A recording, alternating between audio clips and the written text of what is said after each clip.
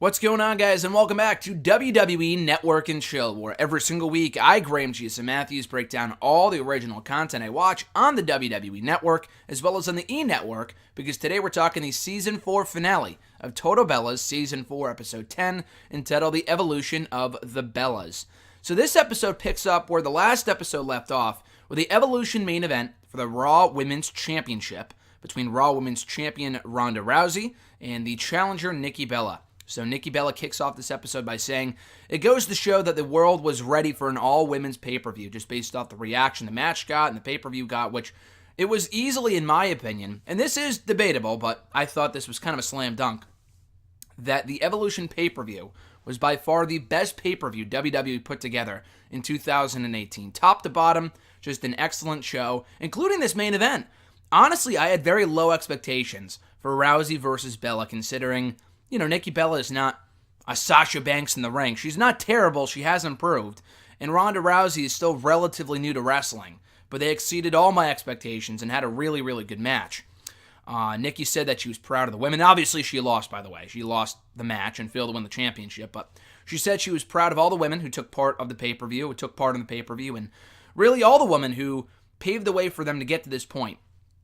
Brie Bella said it's moments like these that you'll cherish forever. And they all celebrate in the back, all the rest of the roster, the Bellas, the family, everyone.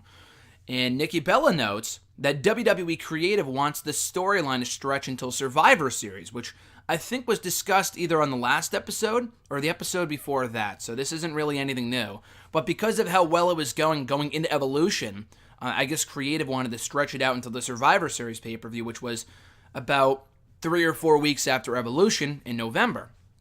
Meanwhile, the Bellas get a call about Bella Radici, their winemaking line, their wine line, or line of wine, whatever it's called. And they talk about how they want to be more hands-on as winemakers. And Nikki talks about how weird it is to be on such a high at the Evolution pay-per-view to go to such a low. Not to say that she's depressed or anything, but to not have that energy from the audience and, that adrenaline and whatnot, to just going back to being a normal, everyday person feels weird for her because she's not really all that used to it because, she was in the wrestling business for so long, for such about 10 years consistently, that it feels weird for her and Brie Bella to kind of, be out of that for a little bit. And she wants to figure out what she wants to do next. Brie Bella's already decided, I'm done with wrestling. Evolution was my swan song. She didn't wrestle on the show, but she decided that, I'm retiring from the ring and I'm going to be focused on being a mother and other endeavors. Nikki, as of right now, not so sure. And she already told Creative, I would love to stretch the storyline through Survivor Series, I believe. So they go see the rest of the family.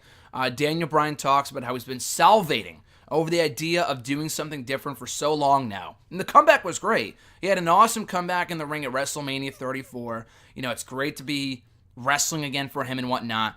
But he's been doing the same shtick now for years. So he was really waiting for something that he can sink his teeth into. And he got that in late 2018 when he turned heel. And he said, this is everything I love about wrestling.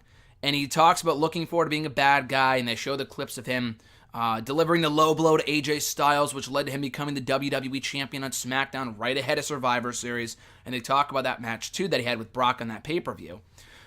Meanwhile, Nikki Bella, back in Napa. And it's the first time that she's been back there since the breakup with John Cena, which unfolded on Total Bellas, I believe, last season, if I'm not mistaken. And she goes, and this clip kind of made the rounds before the episode aired last week, because it's an interesting quote, considering recent events. But she says, the next time I see him, that being John Cena, who she never mentions by name, she just merely mentions, she merely says X. And I hate when fucking people do that. I hate when, my ex. I fucking hate when people do that. It's so annoying. But yeah, she never mentions John Cena by name. Though she does say the next time I see him with someone else, it's going to kill me. And she just wants to move forward. Which is interesting, a very interesting line. Because, this aired last Sunday. And I apologize for the delay in the review going up. I've just been super busy over the past week. But over the past month or so, at the very end of this episode, they show Nikki Bella with Artem. The same guy that she was seeing at the beginning of this season, that she wanted to explore and blah, blah, blah, and it's since been reported they've been dating for a while now and they're a happy couple, blah, blah, blah. I'm not sure if they're officially together, but they've definitely been dating for a while now, since late last year. So again, I want to defend Nikki Bella here and say that, oh, this quote was taken late last year, well before she started seeing anyone. Dude, she was on a fucking date on this very show just a couple of episodes ago with that dude from The Bachelor, and she also met up with Artem at the beginning of season 4. So this shit about, oh, if I see him with another guy, I'm going to be heartbroken. You've been with fucking 2 other guys on this very show, not to mention probably all the other guys that she's dated that weren't, filmed for Total Bellas. So I thought that was total bullshit. I want to give her the benefit of the doubt, like I said, and say, oh, it was filmed long before any of that happened. She said this after going on previous dates with Artem and that dude from The Bachelor, Peter. So I thought that was so stupid. And also, too, as I film this, as I record this review, it was reported just the other day that John Cena is apparently seeing someone new now. He was spotted with some woman, I don't know where, maybe on a red carpet or something for a movie premiere. I have no clue. But he was spotted with some other woman just the other day. So if that kills Nikki Bella, then who the fuck cares? Because she's already been seeing other people for months now. It took John Cena a solid year, supposedly, unless there's something we don't know. It's taken Cena about a year to get over the events of the breakup and the wedding being called off, blah, blah, blah. Nikki Bella seems like she moved on fairly quickly. Anyway, let's see here. Where do they go next? The family does a photo shoot. For what reason? I have no idea. Brie Bella encourages Nikki to say no to the storyline continuing through Survivor Series and instead focus on other endeavors. Because Brie Bella, speaking from experience, she found it very difficult throughout Season 4 to balance being a wrestler, being a mom, being a businesswoman, and all these other things. And she felt she was being, kind of thrown around in many different directions, and she didn't want to do that anymore. Why overextend yourself if you don't have to? So she said no. She retired. She's encouraging Nikki to do the same thing. Nikki Bella seems to be more of a workaholic than Brie, as you could probably tell from the build-up to Evolution and Nikki's, extreme training for the match with Ronda Rousey. But Nikki's going to contemplate the decision a bit more. Brie, on the other hand, wants to do more wine testing. So they go to Harvest Wine, they put their feet in the wine, do all that shit. I don't know what it's called exactly. I know nothing about winemaking, but they do that thing where the stuff that they put in the wine, again, I have no idea what the fuck it is, the fruits or something, they put that in like some giant, I want to say bowl, but it's not a bowl. And it's like where you go in, you want to squash it, so you do it with your own feet, which I don't care how clean your feet are. I've always found that to be extremely gross. And maybe that happens to the food that I eat, but at least I don't see it on camera. You know what I'm saying? So I thought that was kind of gross. Anyway, the whole family goes out for dinner, and while there, they discuss Nikki's dating life. And she's like, oh, how do you know I'm not dating someone already? And Brie's like, oh, listen, if you were dating someone, we would have already known by now. So don't even start with that. Although she technically has been seeing someone, which I'll talk about at the end here, which I kind of mentioned before, but whatever. She's like, oh, so what about my dating life? Blah, blah, blah. What if I already am dating someone? And what if I've already moved on? Blah, blah, blah. They also bring up Sennett Tardes, which they mispronounce as Sennett Tardes. Sennett Tardes. And they don't call it that just once. Not Sennett Tardes. They call it Sennett Tardes. And they mess this up multiple times, further making them look like complete imbeciles.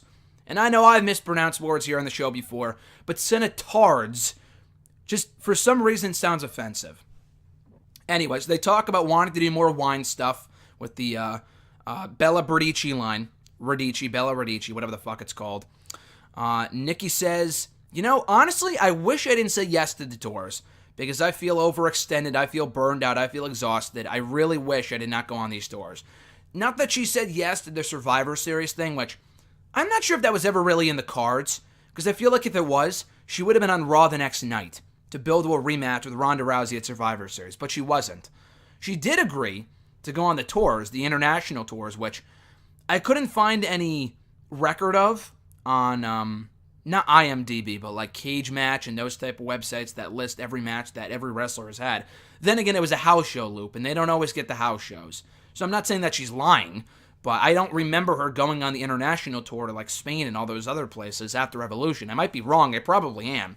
I just have no recollection of that whatsoever. Her last on-air appearance was absolutely at Evolution.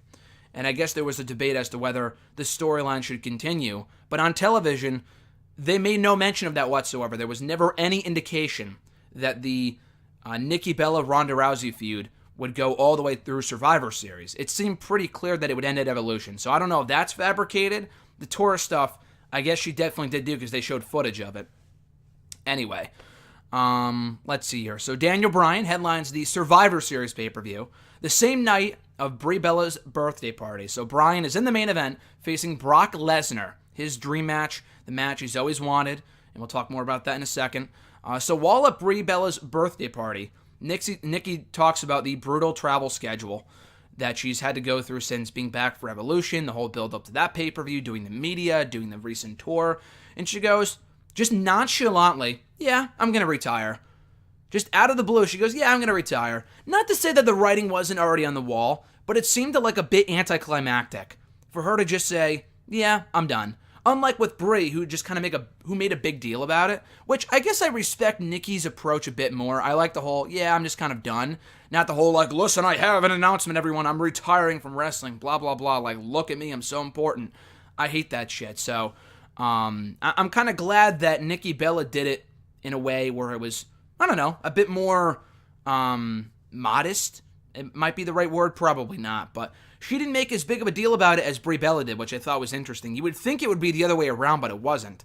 But I guess Brie Bella's announcement wasn't really like that overblown, because in that same announcement she announced that she wanted to have a second kid, so it wasn't a big deal. But anyway, point being, Nikki Bella's done. She feels that the travel is too much and that she would rather focus on other endeavors, and maybe she would entertain the idea of wrestling again down the road, which they've done in recent days. This aired last Sunday. In the days coming out of the pay-per-view, or coming out of this episode, the season finale, they have since done interviews saying, yeah, we might come back for a comeback.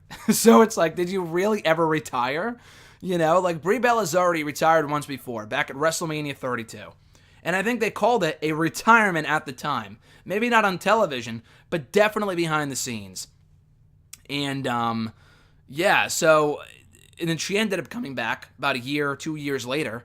So what's stopping Brie and Nikki from making another comeback, especially now that they have the WWE Women's Tag Team titles, and there's a reason for them to come back. Not that I really want to see them chase the tag team titles, but it would make perfect sense. So I'm not at all surprised that they say here on the show, which I understand was filmed months ago, but they say here on the show, yeah, we're done, we're retiring, blah, blah, blah.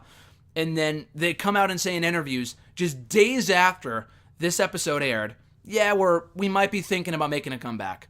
I cannot say I'm surprised when it comes to the Bella Twins whatsoever.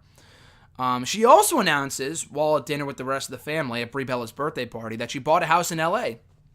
So she is absolutely going full throttle with the decision to move to L.A. after kind of toying with the idea earlier on in the season and then deciding against it, and now going back to L.A. because now that Brie has flat out announced, hey, we're leaving for Phoenix, we're not going to be together anymore, you might as well move to L.A., which is exactly what Nikki Bella's going to do. So Bryan talks about how he's always wanted to face Brock Lesnar, and he also mentioned how the fans were kind of confused as to whether he was a good guy or a bad guy, which I'm glad he brought that up because Bryan did turn heel on the Tuesday before Survivor Series, on the Tuesday before the pay-per-view, the go-home show. Yet he walked into this match, although still having heel tendencies, pretty much as the babyface. So I thought the timing of the turn was very weird. But it was still a great match. He didn't really care. He goes, hey, listen, I don't really care one way or the other. I don't care if I'm a better babyface or a better heel, whatever. I'm just excited to see where it goes, which is what Bryan says here.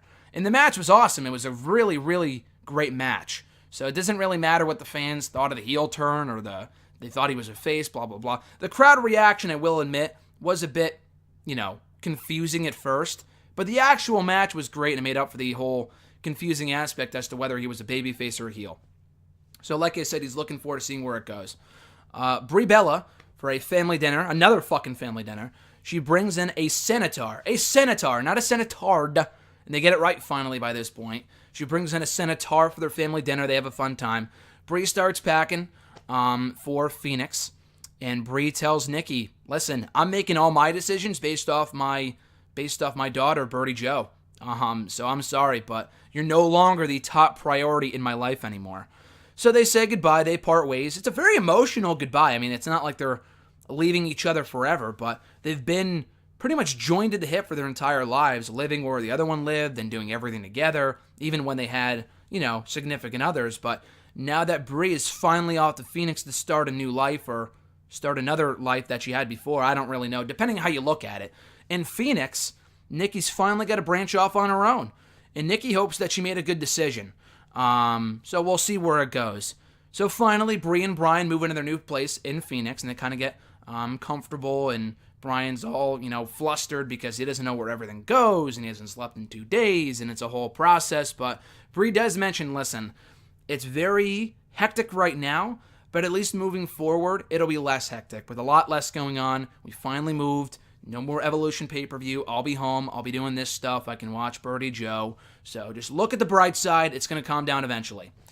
So to end the episode, we see kind of an epilogue here talking about Brie and Brian in Phoenix. And Nikki Bella, too, saying that she loves L.A. She's been loving the L.A. life, and that she's been focusing on herself for the first time in a long time.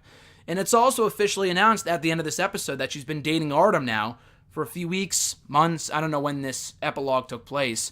But yeah, she's officially dating Artem, which kind of became clear in the days removed from this episode when she didn't deny it. But I think there was various reports saying that, yeah, she's been seeing him for a while now, based off of inside sources. But yeah, that's where we are with Total Bellas. I'm sure it will be picked up for a 5th season. There's been no indication as far as I know. I know Total Bellas, I believe, is going to be back at some point. They did not announce when. Usually they do. And maybe it was just based off the stream that I watched, because I did watch this online I think on Xfinity or something. I recorded it. I missed it when it aired live on Sunday, and I watched it after the fact. So I don't think there was a commercial for Total Divas Season 9, I think it is. I don't think there was, unless I'm mistaken. I don't think they're focusing on that right now. I know they are bringing it back for another season, because I've heard rumblings about who's being taken off the show, who's going to be back for the show, who's being brought on for the show, blah, blah, blah. All I know is that moving forward, in place of my Total Bellas reviews, I will be reviewing Season 2 of Ms. and Mrs., which is airing, I think, starting next week. Not this Tuesday. Actually, it might be this Tuesday. I'm pretty sure it's this Tuesday. So stay tuned for that. I believe it's April 2nd is the premiere date, after SmackDown. So the same time slot they were on back in the summer. So, which isn't that bad, because you're watching SmackDown anyway. Just leave the TV on. You can watch Ms. and Mrs. I think it's actually following up the Temptation Island show, which I know Alexis would watch after we were done watching SmackDown, and she loved that show. So USA Network fucking loving the reality shows, bringing back Ms. and Mrs. for a 2nd season. And the first season was good. I liked it for what it was. So we'll see what Season 2 brings. But yeah, this was the Season 4 finale of Total Bellas. Good stuff overall, leaving on a positive note. And we'll see where they go in the future if they bring back the show for a 5th season. I know the viewership for this season was in the fucking toilet. I know the viewership increased for the season finale, but overall, though, they never topped 500,000 viewers, which is not good. I think they did for the first episode, for the pilot. Not the pilot. Well, the pilot too, but the Season 4 premiere. Beyond that, though, I don't think they ever topped 500K viewers again. So they might bring the show back. I assume they probably will. Especially now that I hear they might be removed from Total Divas going forward. So if they're not on that show anymore, you absolutely know they'll be back in some capacity on Total Bellas or another show or whatever in the coming months or later on this year or whatever. So thank you guys for checking out my review. As always, I appreciate it. Be sure to like the video, drop a comment, share the video, and subscribe to the channel for more content. We'll be back tomorrow with my review of WWE Photo Shoot with Rusev that aired after Raw this past Monday night. So until then, guys, have a great rest of your weekend. I'm Graham Jason Matthews, and I'll catch your ass down the road.